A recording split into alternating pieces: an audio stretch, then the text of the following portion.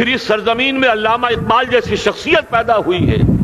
یہ ساری چیزیں جو ہے یہ در حقیقت اشارہ کر رہی ہیں کہ یہ ملک مشیت ایزدی کے کسی طویل سلسلے کی ایک کڑی ہے. اور وہ سامنے آ گیا تھا کہ سن 47 میں یہ قائم ہوا ہے، اور پورے 9 مہینے بعد 14 اگست اور 13 مئی، 14 اگست سن 47 اور 13 مئی سن 48، پورے 9 مہینے بعد اسرائیل عالم وجود میں آ گیا. اللہ تعالیٰ نے اس عالمی بیماری، اس کے لیے جو علاج ہے وہ پہلے پیدا کیا ہے. جیسے کہ حدیث میں آتا ہے ما انزل اللہ من دائن الا انزل له دوان، اللہ تعالیٰ نے کوئی بیماری ایسی نہیں اتاری کہ جس کا علاج بھی نہ اتار دیا ہو. اور جیسے کہ ماں کی چھاتیوں میں بچے کی ولادت سے پہلے دودھ پیدا ہو جاتا ہے، اس کی غذا کا بندوبست پہلے ہو جاتا ہے، اسی طریقے سے اسرائیل کا جو فتنہ اٹھنے والا تھا اس کی سرکوبی کے لیے پاکستان وجود میں آیا ہے. اور آج وہ مرحلہ آ گیا ہے تاریخ کا ایک عظیم موڑ. آپ دیکھیں گے کہ بڑی مشابہت پیدا ہو گئی ہے. ایک طرف بظاہر امریکہ کی مرضی کے خلاف اسرائیلی وزیر اعظم نتن یاہو وہ بڑا ایک غرور کا اور بڑے تکبر کا مظاہرہ کر رہا ہے، اور وہ پورا پیس پروسیس جس پر نہ معلوم کتنا وقت صرف ہوا تھا، کتنی محنتیں ہوئی تھیں، کتنے راؤنڈز آف ٹاکس ہوئے تھے، کبھی واشنگٹن میں ہوئے، کبھی اوسلو طرز کا کوئی معاہدہ ہوا ہے، کبھی پھر اور اس کے بعد پیشی ہوئی تھی میڈرڈ کے اندر بھی، لیکن وہ سارا پیس پروسیس جو ہے اس کی دھجیاں کر رہا ہے. وہ وقت بالکل قریب نظر آ رہا ہے کہ یروشلم کے مسئلے پر وہاں بٹھی دہک اٹھے گی. اور احادیث نبویہ میں جو خبریں دی گئی ہیں کتاب الملاحم کی احادیث میں معلوم ہوتا ہے کہ اب اس کا آغاز ہونے والا ہے. نتن یاہو کو امریکہ کے خلاف جانے کا اصل میں حوصلہ کیوں بڑھ رہا ہے؟ اس لیے کہ اسے معلوم ہے کہ فرنگ کی رگیں جہاں پنجہ یہود میں ہے، چاہے کلنٹن ہو یا کلنٹن کا باپ ہو، یہودی لابی وہاں کی اتنی مضبوط ہے، کانگریس میں اور سینٹ میں ان کا اتنا اثر ہے کہ کوئی بھی وہاں شخص بڑے سے بڑا طاقتور اور بڑے سے بڑا اختیارات کا حامل اسرائیل کی مرضی کے خلاف نہیں جا سکتا. یہی معاملہ یہاں نظر آ رہا ہے. بظاہر تو ناراضگی کا اظہار ہوا ہے، لیکن یہ بات اب تو کھلتی چلی جا رہی ہے. حقیقت یہ ہے کہ یہود اور ہنود کا بڑا گہرا لنک قائم ہو چکا ہے، اور یہ بھٹیاں اب دونوں طرف دہکیں گی. میں اس سے پہلے بارہا کہہ چکا ہوں، ملت اسلامیہ تقریباً 150 کروڑ افراد پر مشتمل ہے، لیکن اس میں سے تقریباً 20 کروڑ عرب ہیں. ان کو اللہ نے خصوصی فضیلت دی تھی. یہ تھے کہ جن کی زبان میں قرآن نازل ہوا، خود محمد عربی صلی اللہ علیہ وسلم عرب تھے، انہیں جو فضیلت عطا کی تھی. لیکن بدقسمتی سے اس دور میں آ کر بھی انہوں نے آزادی حاصل کرنے کے بعد بھی اپنا قبلہ درست نہیں کیا. کسی نے ماسکو کی طرف رخ کیا، کسی نے واشنگٹن کا رخ کیا، اللہ اور اس کے رسول کی طرف رخ نہیں ہوا. واقعہ یہ ہے کہ مجرم ہیں. دوسرے بڑے مجرم 150 کروڑ میں سے 10% یہ 15 کروڑ مسلمان ہیں. حالیہ جو سینسس ہمارا ہوا ہے اس کے بعد اندازہ ہو رہا ہے کہ یہاں کی آبادی 15 کروڑ ہو چکی ہے. 10% امت مسلمہ کا مسلمانان پاکستان ہے. اور یہ اس اعتبار سے کہ اسلام کے نام پر ملک بنا کر نصف صدی گزار چکے، لیکن یہاں پر اسلام کا بول بالا نہیں ہوا، کتاب و سنت کی بالادستی پر اعلان نہیں ہوا. دستور میں ساری اسلامی دفعات موجود، لیکن اس کے ساتھ ہی ایسے خلا موجود، چور دروازے موجود کہ کوئی دفعہ بھی مؤثر نہیں ہے. یہ منافقت کا پلندہ لے کر ہم چل رہے ہیں اس دستور کو، اس دستور مملکت پاکستان کو. لہذا واقعہ یہ ہے کہ یہ بھٹی جو ہے اب ہماری آزمائش کے لیے آگ آد ابراہیم ہے، نمرود ہے. کیا کسی کو پھر کسی کا امتحان مقصود ہے؟ اس لیے میں نے وہ آیت بھی آپ کو سنائی، وَلَنَّبْلُوَنَّكُمْ بِشَيْءٍ مِّنَ الْخَوْفِ وَالْجُوعِ. آج کی صورتحال پر غور کیجئے، کس درجے یہ الفاظ ہمارے جو ہیں وہ ثابت ہو رہے ہیں اور جس اپلائی ہو رہے ہیں. ایک خطرہ پیدا ہو چکا ہے. واقعہ یہ ہے کہ کوئی کرائسس ہو، کوئی خطرہ ہو، کوئی اندیشہ ہو تو قوم جاگ جایا کرتی ہے. اور اس کے بعد حقیقت یہ ہے اگر ہم نے جرأت کر لی، اور مجھے یقین ہے کہ ہو جائے گا، کچھ لیت و لال ہے، کچھ تاخیر ہے، حکومت کے کچھ اعلانات دو طرفہ سے بھی آ جاتے ہیں، لیکن مجھے یقین ہے یہ دھماکہ ہوگا، یہ مشیت ازدی ہے، یہ شدنی امر ہے، یہ ہوگا۔ اور اس کے بعد یقیناً اس آیت مبارکہ کا دوسرا لفظ ہم پر منطبق ہوگا، وَلَنَبْلُوَنَّكُمْ بِشَيْءٍ مِّنَ الْخَوْفِ وَالْجُوعِ۔ یہاں دوسرا لفظ بھوک کا لفظ ہے، ہم پر سختیاں آئیں گی یقیناً۔ الکفر ملت واحدہ، پوری دنیا امریکہ کی زیر سرپرستی ہمارے خلاف کھڑی ہوگی، ہمارے اوپر پابندیاں لگیں گی، لیکن شاید ہمارے جذبہ ایمانی کو بیدار کرنے کے لیے اللہ تعالیٰ اسی کو ذریعہ بنا دے، اور پھر اس کے ذریعے سے پورے عالم اسلام میں عوامی سطح پر جو ہمدردی پیدا ہوگی پاکستان کے ساتھ، اس کے آثار شروع ہو گئے ہیں۔ کبھی قطر کی طرف سے خبر آ رہی ہے، کبھی الاحرام کا جو ہے وہاں بات سامنے آ رہی ہے۔ معلوم ہو رہا ہے کہ جو بھی پبلک اوپینین ہے پورے عالم اسلام میں، اس کی وجہ کیا ہے؟ میں نے اپنے پچھلے جمعے کے خطاب میں عرض کیا تھا کہ جیسے پاکستان سلطنت خداداد پاکستان ہے، ایسے ہی اس کی ایٹمی صلاحیت یہ بھی خداداد ہے، اللہ نے چھپر پھاڑ کر ہمیں دی ہے۔ ایسا نہیں تھا کہ ہم نے لیبارٹریاں بنائی ہوں، ہمارے سینکڑوں اور ہزاروں سائنسدان ریسرچ میں لگے ہوئے ہوں، نہیں، اچانک اللہ تعالیٰ کی طرف سے ہمیں ایک نعمت غیر مترقبہ عطا ہو گئی ڈاکٹر عبدالقدیر کی شکل میں۔ پھر نہ معلوم کس کس ذریعے سے اس پروگرام کو آگے بڑھانے کے لیے جن پرزوں کی ضرورت تھی، کس کس ذریعے سے وہ پرزے یہاں پہنچے ہیں۔ یہ بھی خالص خداداد صلاحیت ہے، اور اس کو سمجھ لینا چاہیے کہ یہ ہمارے لیے ایک فرض کفایہ کے درجے میں ہے پوری امت مسلمہ کی طرف سے۔ اس کی وجہ کیا ہے؟ پورے عالم اسلام میں کہیں اور یہ صلاحیت موجود نہیں۔ کچھ ایٹمی دانت نکلنے کا امکان پیدا ہوا تھا عراق میں، آپ کو معلوم ہے کئی سال پہلے اسرائیل کے جیٹس آئے اور اس کی ایٹمی تنصیبات کو تہس نہس کر کے چلے گئے۔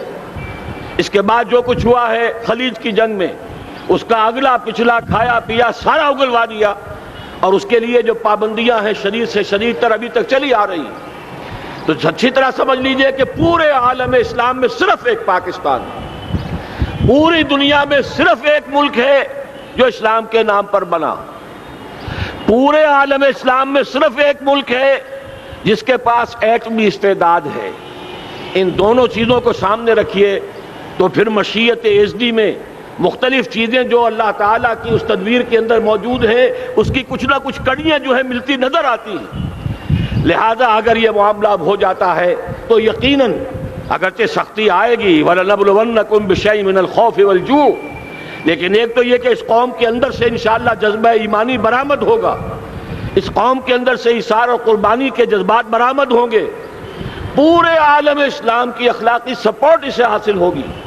اور میں یہ سمجھتا ہوں کہ جیسے نوائے وقت نے بھی بہت اچھا کیا، کل یا پرسوں کے اپنے جو سر وقت پر وہ احادیث شائع کر دی ہیں، جن میں سے دوسری حدیث بڑی معنی خیز ہے۔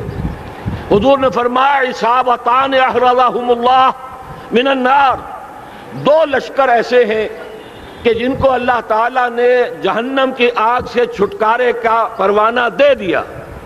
وہ لشکر جو ہیں وہ جہنم کی آگ سے چھٹکارا پا گئے، احرزہم اللہ من النار۔ وہ دوسرے لشکر کون سے ہوں گے؟ اصابت یغزو الہند، ایک وہ کہ جو ہندوستان پر حملہ آور ہوگا، اور دوسرا وہ جو حضرت مسیح علیہ السلام کے ساتھ جبکہ ان کا نزول ہوگا، اور اللہ تعالیٰ ایک مجدد، اس آخری دور کے مجدد کی حیثیت سے حضرت مہدی کو بھی ہمارے درمیان میں سے اٹھائے گا، اور پھر جو آخری فیصلہ کن جنگ ہوگی الملحمۃ العظمیٰ، اس کے لیے یہاں سے فوجیں جائیں گی ان کی مدد کے لیے۔ اب ان دونوں فوجوں کو ایک حدیث میں جمع کرنے سے اندازہ کر لیجئے کہ اس کا مطلب کیا ہے۔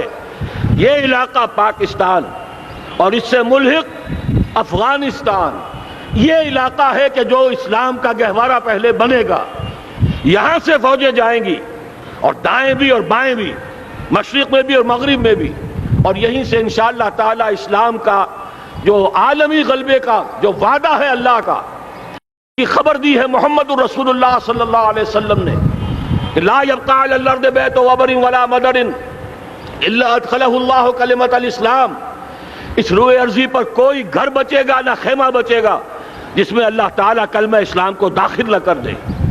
وہ حدیث کے جس کے بارے میں فرمایا گیا، حضور نے ارشاد فرمایا، حضرت ثوبان سے روایت ہے کہ اللہ تعالیٰ نے میرے لیے ساری زمین کو سمیٹ دیا۔ ان اللہ زوالی الارض فرأیت مشارقہا و مغاربہا، میں نے اس زمین کے سارے مشرق دیکھ لیے، سارے مغرب دیکھ لیے، لیکن یہ جان لو ان امتی سیبلغ ملکہا ما ذوی لی منہا، میری امت کی حکومت ان تمام علاقوں پر قائم ہو کر رہے گی جو پوری زمین کو لپیٹ کر مجھے دکھا دیے گئے۔ یہ وعدہ پورا ہونا ہے، اور اس وعدے کا نقطہ آغاز یہی سرزمین، اور جیسا کہ ہمیں افغانستان میں آثار نظر آ رہے ہیں، ایک خالص دینی مذہبی حکومت قائم ہو چکی ہے۔ افغانستان کا 80% علاقہ امن کا گہوارہ بن چکا، علماء کی وہاں قیادت ہے اور حکومت ہے۔ یہ پاکستان اور افغانستان مل کر، جیسا کہ آپ کو یاد ہوگا، میں نے جب تجویز پیش کی تھی کہ حکومت پاکستان فوراً تسلیم کرے طالبان کو، اللہ کا شکر ہے، میں یہ نہیں کہتا کہ میرے کہنے کی وجہ سے ہوا، لیکن بہرحال اللہ کا فضل ہوا کہ چند دن کے بعد ہی حکومت پاکستان نے تسلیم کر لیا طالبان کی حکومت کو۔ میری دوسری تجویز ابھی پینڈنگ ہے، پاکستان اور افغانستان کا کے درمیان کانفیڈریشن قائم کیا جائے۔ یہ ملک دونوں مل کر واقعتاً، کہ ایک نے واقعتاً 15 لاکھ سے زیادہ جانیں دے کر مرنا سیکھ لیا ہے، اور جو قوم مرنا سیکھ لے اسے کوئی مار نہیں سکتا، اسے کوئی شکست نہیں دے سکتا، اور ایک وہ قوم ہے پاکستان میں کہ جو 400 سال کی تجدیدی مساعی کے اثرات کی امین ہے۔ یہ اس کا تراث علمی ہے، چاہے وہ تحریک حضرت مجدد الفسانی کی تھی، چاہے وہ علمی تحریک شاہ ولی اللہ کی تھی، چاہے وہ تحریک جہاد سید احمد بریلوی کا تھا، چاہے اور جو بھی رجال عظیم پیدا ہوئے ہیں 14ویں صدی ہجری میں، ان سب کے اثرات یہاں موجود ہیں۔ یہ چیزیں مل کر وہ طاقت بنے گی کہ یہاں سے اسلام پھر پھیلے گا، مشرق کی طرف بھی مغرب کی طرف بھی۔ اصابۃ تغزو الہند و اصابۃ مع عیسیٰ ابن مریم، یہ چیزیں جو ہونی ہیں الحمدللہ، میں سمجھتا ہوں کہ اب تیزی کے ساتھ حالات اس رخ پر جا رہے ہیں۔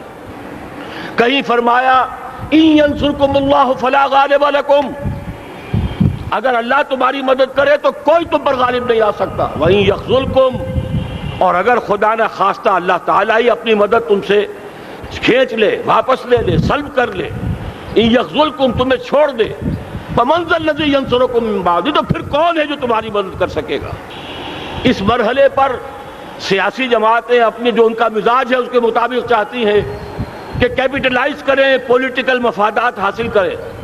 بہرحال میرے نزدیک ایک کنسنسس ہونا چاہیے، ایک نقطے کا دھماکہ ہونا چاہیے، اور نمبر 2، اللہ اور اس کے رسول کے ساتھ صلح اور اللہ کی مدد کی ضمانت حاصل کرنے کے لیے کتاب و سنت کی ٹوٹل بالادستی، پورے دستور پاکستان میں کوئی شے اس کے منافی ہو اس کو نکال کر باہر کر دیا جائے، نفاق سے پاک کر دیا جائے۔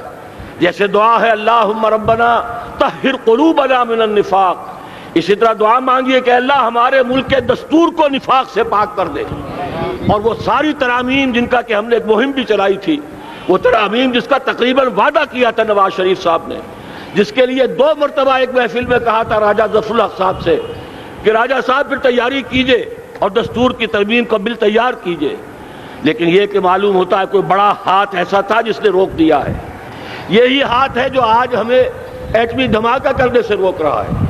ہمیں چاہیے کہ یہ دونوں دھماکے بیک وقت کریں، اور ان دونوں دھماکوں کے بعد پھر چاہے دنیا کی کوئی طاقت ہماری دشمن بن جائے، ہمارے لیے اللہ تعالیٰ کی مدد و نصرت ہوگی۔ وَلَنَبْلُوَنَّكُمْ بِشَيْءٍ مِّنَ الْخَوْفِ وَالْجُوعِ وَنَقْصٍ مِّنَ الْأَمْوَالِ وَالْأَنفُسِ وَالثَّمَرَاتِ وَبَشِّرِ الصَّابِرِينَ الذین اذا اصابتهم مصیبۃ قالوا انا للہ وانا الیہ راجعون۔ تو قوم انشاءاللہ تعالی، میں یہ سوچا کرتا تھا قوم مردہ ہے، بے حس ہو چکی ہے، دین سے عام طور پر بیزاری پیدا ہوتی جا رہی ہے، جو ہمارے دینی قیادت ہے اس سے بھی لوگوں کے اندر مایوسی پیدا ہو رہی ہے۔ کیسے ہوگا؟ میں نے بارہا کہا جب میں یہ شواہد دیکھتا ہوں جو حدیث میں ہے، جس کی خبریں دی گئی ہیں، 400 سال کی تاریخ دیکھتا ہوں، تو مجھے پاکستان کا مستقبل بہت شاندار نظر آتا ہے۔ یہ تو مشیت ایزدی میں کسی بہت اہم رول کو پلے کرنے کے لیے قائم ہوا ہے۔ جب میں زمینی حالات کو دیکھتا ہوں تو مایوسی ہوتی ہے، لیکن میں یہ سمجھتا ہوں کہ وہ وقت آ گیا ہے کہ جس میں یہ قوم جھنجھوڑی جائے۔ ایک دفعہ کا یہ جھنجھوڑا جانا انشاءاللہ تعالی ہمارے بہت سے دل اندر دور کر دے گا۔ آخر چینی کیا تھے؟ ایک 10 صدی پہلے کے چینی افیمی قوم آج کہاں سے کہاں پہنچ گئی ہے۔ ہمارے اندر بھی چاہیے کہ اوپر راکھ ہے، اندر چنگاریاں ہیں، ان چنگاریوں کے بھڑکنے کا وقت آ گیا ہے، اور انشاءاللہ العزیز اسی ایٹمی دھماکے سے اس پورے عمل کا جو ہے آغاز ہو جائے گا، جس سے یہ سرزمین پاکستان اسلام کا گہوارہ بنے، اور پھر یہاں سے پوری دنیا میں اسلام کے غلبے کی جد و جہد کا آغاز کیا جائے۔ بس میں اسی پر اتفاق کر رہا ہوں۔ اللہ تعالیٰ سے دعا کرتا ہوں کہ وہ ہمارے حکمرانوں کو، اگر تو کوئی تاخیر ہو رہی ہے انتظامی امور کی وجہ سے، کوئی بات نہیں، بہرحال معاملہ ایک اچانک ہو گیا ہے، لیکن مجھے توقع ہے کہ انشاءاللہ وہ دھماکہ ہوگا اور جلد ہوگا۔ اگر کوئی تذبذب ہے تو ہم اللہ تعالیٰ سے دعا کریں گے وہ نواز شریف صاحب کے دل کو پھیر دے اور اس کے اندر استقامت پیدا کر دے، اور دوسرے یہاں کی سیاسی جماعتوں کو بھی یہ توفیق دے کہ کوئی اور سیاسی مسئلہ اس وقت نہ اٹھائیں، اور جو بھی یہاں پہ مذہبی اور دینی عناصر ہیں انہیں اللہ توفیق دے کہ وہ اس دھماکے کا مطالبہ کرنے کے ساتھ ساتھ، بلکہ میں یہ سمجھتا ہوں کہ اس سے بھی زیادہ زوردار انداز میں دستور پاکستان سے منافقت کے خاتمے اور کتاب و سنت کو سپریم لا قرار دینے کی ترمیم جو ہے اس کا دھماکہ بھی کیا جائے۔ اللہ تعالیٰ ہمیں اس کی توفیق عطا فرمائے۔ اقول قولی ھذا واستغفر اللہ لی ولکم ولسائر المسلمین والمسلمات۔